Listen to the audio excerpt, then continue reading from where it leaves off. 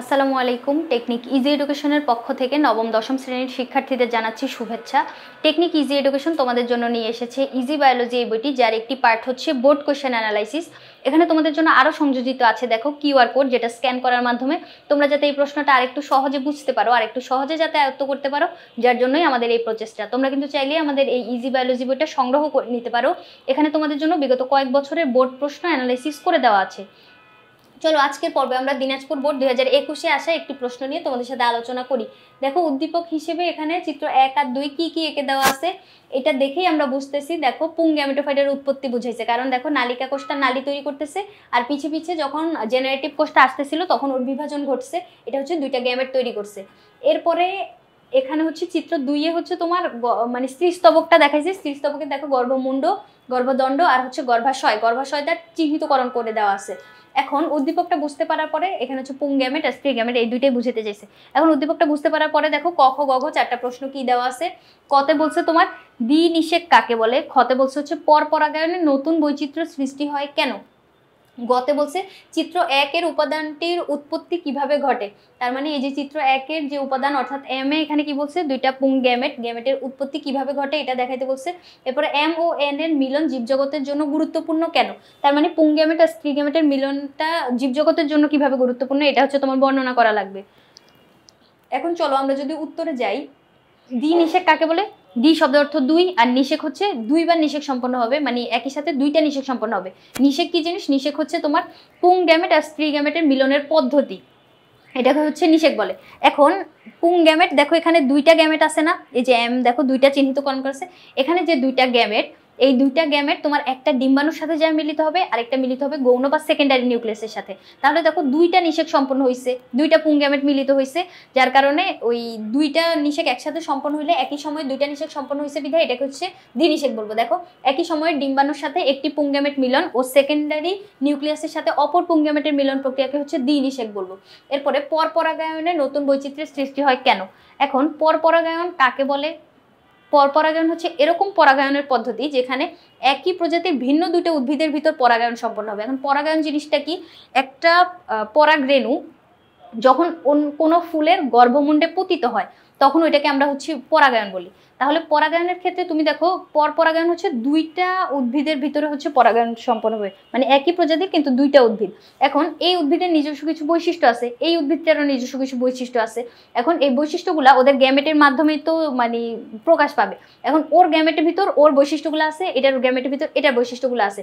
এখন দুইটা গ্যামেট যখন মিলিত হবে ওখানে যে বীজটা তৈরি হবে ওই বীজের ভিতর দুইজনের যে বৈশিষ্ট্য ওইটার একটা কম্বিনেশন বা ভ্যারাইটি আমরা দেখতে পাবো, যার জন্য পরপরাগায়নে হচ্ছে তোমার নতুন বৈচিত্র্যের সৃষ্টি হয়।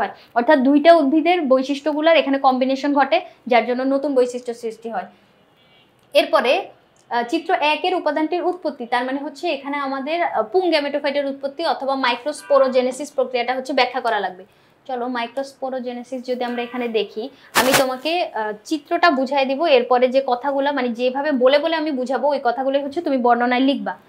দেখো এখানে সবার প্রথমে একটা পরাগরেণু আমরা দেখতে পাচ্ছি। পরাগরেণুটাকে যদি আমি লম্বচ্ছেদ বরাবর কাটি, দেখো এরকম ভাবে যদি কেটে ফেলি তাহলে এই জায়গায় হচ্ছে তোমার ভিতরে এরকম একটা স্ট্রাকচার দেখতে পাবা। বাইরে যে কাটা কাটা যে অংশটা ওইটা হচ্ছে তোমার বহিতক, ভিতরে যে লেয়ারটা এটা হচ্ছে তোমার অন্ততক এটার। আর এখানে দেখো কিছু কিছু জায়গায় হচ্ছে তোমার এই যে কাটা অংশটা নাই, দেখো এখানে হচ্ছে কাটা কাটা অংশটা নাই, এগুলাকে বলবো হচ্ছে আমরা জার্মোপোর ছিদ্র।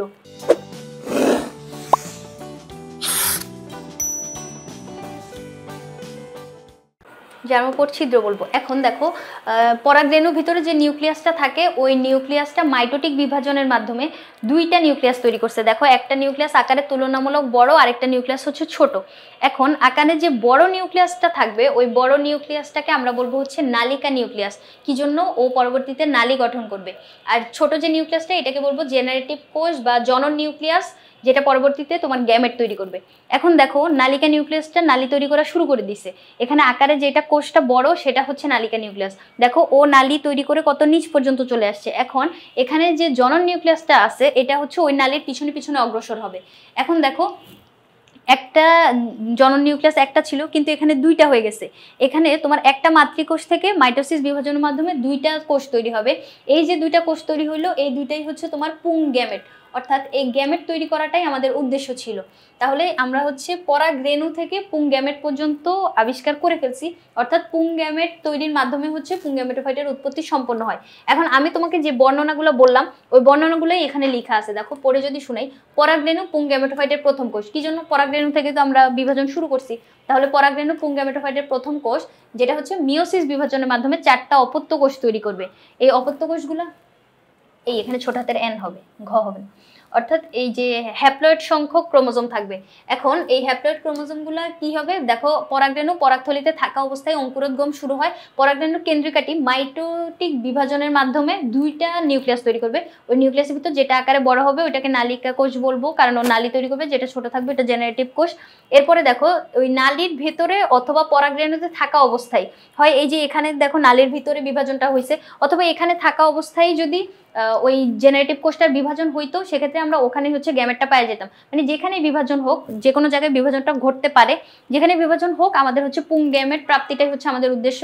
দেখো পুং গ্যামেট এই যে এখানে আমরা পেয়ে গেছি, এখানে হচ্ছে আমাদের বর্ণনা শেষ। পুং গ্যামেট সৃষ্টির মাধ্যমে পুং গ্যামেটোফাইটের উৎপত্তি সম্পন্ন হয়। এরপরে আমাদের ঘ নাম্বারে কি বলছিল, ঘ নাম্বারে বলছিল যে এম ও এন এর মিলন জীবজগতের জন্য গুরুত্বপূর্ণ কেন। এম হচ্ছে তোমার পুং গ্যামেট আর এন হচ্ছে তোমার স্ত্রী গ্যামেট বা ডিম্বাণু।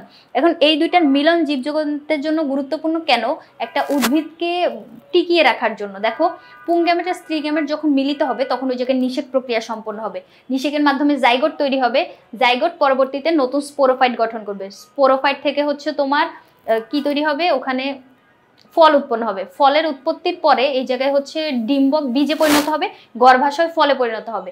এখন গর্ভাশয় যখন ফলে পরিণত হবে, পরিণত ফলের ভিতরে আমরা যে বীজটা পাবো ওই বীজ থেকে তুমি নতুন একটা উদ্ভিদ লাভ করতে পারবা। কিভাবে, নতুন যে বীজ ডিম্বকটা থাকবে, ডিম্বক থেকে যে বীজ উৎপন্ন হবে, বীজটা আমরা মাটিতে বপন করে পরিচর্যা করলে নতুন একটা উদ্ভিদ পাবো। এখন উদ্ভিদের উপর যে আমরা প্রাণীকুল নির্ভরশীল এটা বলার তো কোনো মানে এটা বলার তো কোনো প্রয়োজনই নেই, কারণ এটা তোমরা অনেক আগে থেকেই আমরা বলতেছি যে সবুজ উদ্ভিদ সালোক সংশ্লেষণ সম্পন্ন করে, সালোক সংশ্লেষণের মাধ্যমে খাদ্য তৈরি করে। খাদ্যের জন্য সকল প্রাণী হচ্ছে উদ্ভিদের উপর নির্ভরশীল। আবার ওই উদ্ভিদের উপর নির্ভরশীল ওই খাদ্যটা জারিত করার জন্য আবার অক্সিজেন লাগবে, অক্সিজেনের জন্য উদ্ভিদের উপর নির্ভরশীল। তারপরে হচ্ছে শুধু খাদ্যের জন্য কেন, বস্ত্র, বাসস্থান, তারপরে ঔষধ ইত্যাদি অনেক কিছুর জন্য আমরা উদ্ভিদের উপর নির্ভরশীল। বায়ুমণ্ডলে কার্বন ডাইঅক্সাইড অক্সিজেনের ভারসাম্য রক্ষার জন্য, এরপরে হচ্ছে তোমার যে মানব সভ্যতা টিকিয়ে রাখার জন্য, সবকিছুর জন্যই হচ্ছে তোমার এই যে আমাদেরকে হচ্ছে উদ্ভিদের উপর নির্ভর করতে হচ্ছে। তার মানে হচ্ছে উদ্ভিদের বংশবৃদ্ধিটা অবশ্যই দরকারি। যেই বংশবৃদ্ধি কখনোই সম্ভব হইতো না যদি না তোমার এই যে পুং গ্যামেট আর স্ত্রী গ্যামেট উৎপন্ন হইতো, তাহলে পুরো জীব জগৎটাই হচ্ছে বিপর্যস্ত হয়ে যেত যদি এরকম হইতো। তাহলে আমরা বুঝতেই পারতেছি যে এটার গুরুত্ব আসলেই মানে অপরিসীম, যেটা হচ্ছে বলে শেষ করা যাবে না। এইভাবে যদি তোমরা এই ইনফরমেশনগুলো পরীক্ষার খাতায় সুন্দরভাবে রিপ্রেজেন্ট করতে পারো, আই হোপ সিকিউতে একটা স্ট্যান্ডার্ড মার্ক তোমরা সিকিউর করতে পারবা। প্রিভিয়াস বোর্ড প্রশ্নগুলো অ্যানালাইসিস করার মাধ্যমে তুমি তোমার স্কুলের পরীক্ষায় অথবা বোর্ড পরীক্ষায় এই উদ্দীপকটা ধরতে পারা, সেই অনুযায়ী স্ট্যান্ডার্ড ওয়েতে উত্তরটা রিপ্রেজেন্ট করতে পারার জন্য এই প্র্যাকটিসটা অবশ্যই দরকারি, যার জন্যই আমাদের ইজি বায়োলজি বইটাতে তোমাদের জন্য এই সংযোজনটা করা হয়েছে। আজকের পর্বে এই পর্যন্তই। পরবর্তী পর্বে অন্য কোনো বোর্ড প্রশ্ন অ্যানালাইসিস নিয়ে তোমাদের সামনে হাজির হব। ধন্যবাদ সবাইকে।